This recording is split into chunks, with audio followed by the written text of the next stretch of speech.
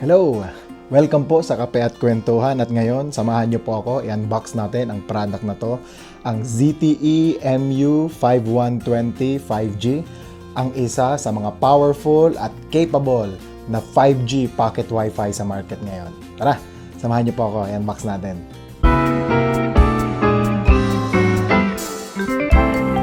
Okay, product unboxing na tayo. So, again, ang model po ng produktong ito ay ZTE MU5120 5G Pocket Wi-Fi. Capable and very powerful. Okay, so quick specs according sa box. Ito. So, supports up to 64 users. So, hanggang 64 devices ang kayang makonect. Battery capacity is 10,000 milliamps. Fast charging and reverse charging capable. So, meaning pwede nyo rin po siya gamitin bilang power bank. Okay? Merong 2.4 inches touchscreen, Wi-Fi 6, at NFC for quick connect to Wi-Fi, at pwede na rin siyang eSIM. Hindi lang basta-basta physical SIM, pwede na rin eSIM. Okay? So, ito yung box. So, ang nakalagay lang dyan, STC. Kasi andito po ako sa Saudi Arabia, so nabili ko to sa Saudi, pero unlock po ito. Okay? So, kahit anong SIM card, kahit sa Pilipinas pa, pwede ko itong magamit. At good price. Nabili ko siya sa Amazon, Saudi Arabia, ng kahit pa paano, meron namang discount, okay? So, yung ibang mga prices niya sa different merchants, ipopost ko na rin po dito para kung kino-consider nyo po itong pocket Wi-Fi na to, at least may idea kayo sa presyo. Lahat ng merchants na makikita ko dito sa Saudi Arabia at yung makikita ko rin sa Pilipinas, okay? So, unbox natin. Okay. So, unang bubungad sa atin ay ito. Yung document holder, na kapag binuksan ninyo, ang makikita ninyo sa loob ay ang user guide. So, MU5120, let's go! At kung nabili nyo po ang device ninyo, sa for example, imported galing China, so malamang baka Chinese user guide yung makuha ninyo, papalitan nyo na lang din yung language ng device pagkatapos, okay? So, next, starch bag. Andito na mismo yung packet Wi-Fi natin. So, mamaya na to. At tingnan natin yung iba pang mga inclusion. Bukod sa unit itself, sa packet Wi-Fi itself, ito, ang ating USB-A. So, hindi siya USB-C to USB-C. Alright? So, ito, USB-A at ito, yung capacity ng charger. At isa pa. Sa loob, makikita rin natin ang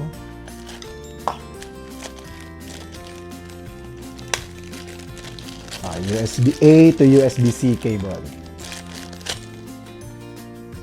USB-A to USB-C. Alright? At ito na yung device mismo.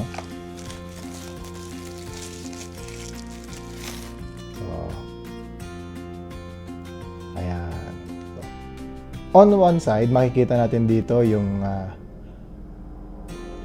charger input, so USB-C, at ito ring SIM card slot. So again, capable po siya ng physical SIM at saka eSIM. Sa ibaba, ito na yung power bank function ng device.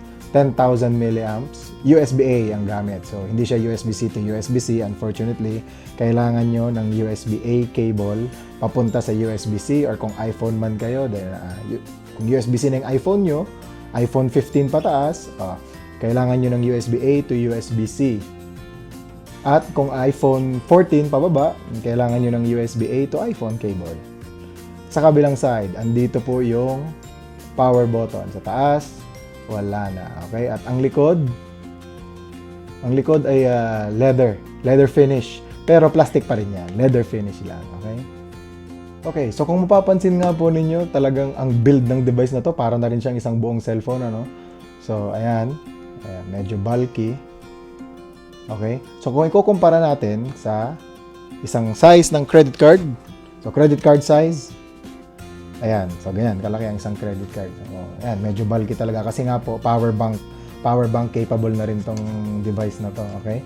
So, kung ikukumpara naman natin siya sa cellphone, ito, meron tayo ditong Samsung Galaxy Z Fold 5. So, kapag nakatiklop yung Samsung Galaxy Z Fold 5, halos magkasing laki na rin. Ngayon, tingnan naman natin yung timbang. Gaano kabigat. Okay? So, ayan. 0, lagay natin. 296 grams. At itong Samsung Galaxy Z Fold 5, mas mabigat pa. Mas mabigat pa itong device natin, yung Samsung, mas mabigat pa itong pocket Wi-Fi natin kaysa dito sa Samsung Galaxy Z Fold 5. So, medyo bulky, pero talagang powerful and capable device po ito. Okay? So, kung isa-set up nyo ito, sandali, tatakpan ko lang yung IMEI at saka serial number. So, kung first setup, ang mangyayari nito, so, ang makikita nyo po sa phone ninyo, kapag pumunta na kayo sa Wi-Fi settings ninyo, ang unang makikita nyong Wi-Fi name ay ito. Itong STC_Wi-Fi 5FC7. Depende po yan sa device ninyo. Okay? So, tingnan nyo na lang yung likod. So, sa akin, ito yung unang lumabas. Kasi, again, factory unlock to, pero STC yung seller. Kaya, ito yung unang name na lalabas. Pangalawa, yung password, ang una nyong gagamitin ay ito, Wi-Fi key. Okay, so tingnan nyo lang yung likod ng device ninyo. Okay, para sa initial Wi-Fi name at Wi-Fi key. Ngayon, kung gusto nyo siyang palitan, saan kayo pupunta? Ito. So, meron tayong website. So, pag nakakonect na kayo, nakita nyo na yung Wi-Fi name, na-enter nyo na yung Wi-Fi key. Next is pupunta na kayo ngayon sa Chrome. Okay? Tapos, i-type ninyo itong website na to. So, dyan kayo pupunta para ngayon ma-access yung device manager. So, ayan nagawa ko na siya kanina. So, 192.168.0.1 at go lang. Pagkatapos nyan, tatype nyo lang yung initial password para dito sa website na to. At ito yun. Password ninyo sa ibaba. So, ang password ko ay... So, depende pa rin yan po sa device ninyo, ha? Kung ano yung device, kung ano yung password ng device ninyo, sundin nyo na lang. So, SFH4QQ7H. Login. Okay. Tapos, kung papalitan nyo na yung Wi-Fi name at saka yung password ninyo, punta lang kayo dito sa Wi-Fi settings. At, pagkatapos nyan, main SSID. At pwede nyo nang palitan kahit anong name, Wi-Fi name, at saka password na gusto niyo. Okay? Tapos ngayon, ang nakasaksak na SIM card ngayon dito ay Zain. Kasi andito ako ngayon sa Saudi Arabia. Ang location ko po, andito ako sa Sulemania. At nandito lang ako sa loob ng aking kwarto. Kaya malalaman natin kung ano yung speed nitong device ngayon. Na i-speed test na natin. Okay. So, punta tayo ngayon sa speed test. 3 beses nating susubukan.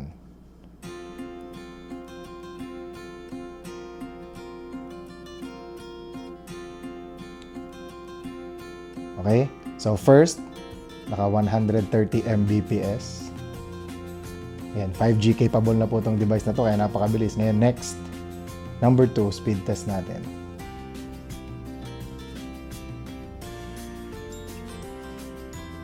100 Mbps. Last, pangatlo.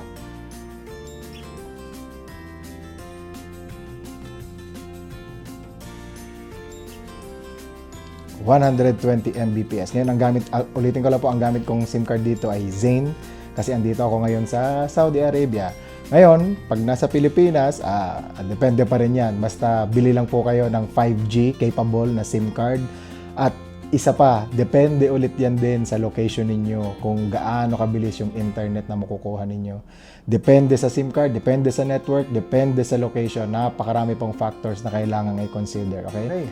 So, ngayon po, i-compare naman natin yung speed ng isang 4G pocket Wi-Fi dito sa ZTE na 5G pocket Wi-Fi. So, ngayon, ito po, itong pocket Wi-Fi na to ay Huawei E5770 na 4G pocket Wi-Fi. Ito pong pocket Wi-Fi na to, kasangga ko na sa mahabang panahon. Siguro 5 to 6 years ko nang gamit ito. At ang pagkakapareho nila, ito, pwede rin siyang gawing power bank, USB-A. At ito rin, pwedeng gawing power bank. So, ang pinagkaiba na nga lang nila is yung speed capability. Ito 5G, ito naman 4G. So, kunin ulit natin ang ating Galaxy Fold. At tingnan natin. Nakakonect na to ngayon dito. Okay, ang SIM card nito ngayon ay STC. At Sulimanya area, dito lang po tayo sa loob ng bahay. Again, hindi siya open area. Tingnan natin. Kanina, hindi tayo bumababa ng 100 Mbps dito sa ZTE 5G. O ngayon, tingnan natin tong Huawei 4G capable. 4G ang speed. So, sa ating first speed test, so, ang ating speed ay okay, so 18 Mbps sa first try. Ngayon, second try tayo. Kung ilan na abutin.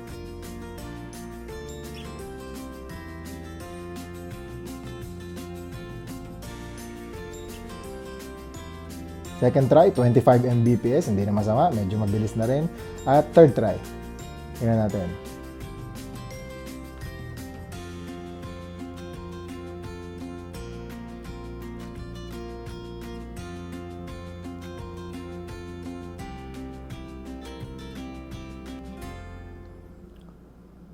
Third try, yun, bumaba na.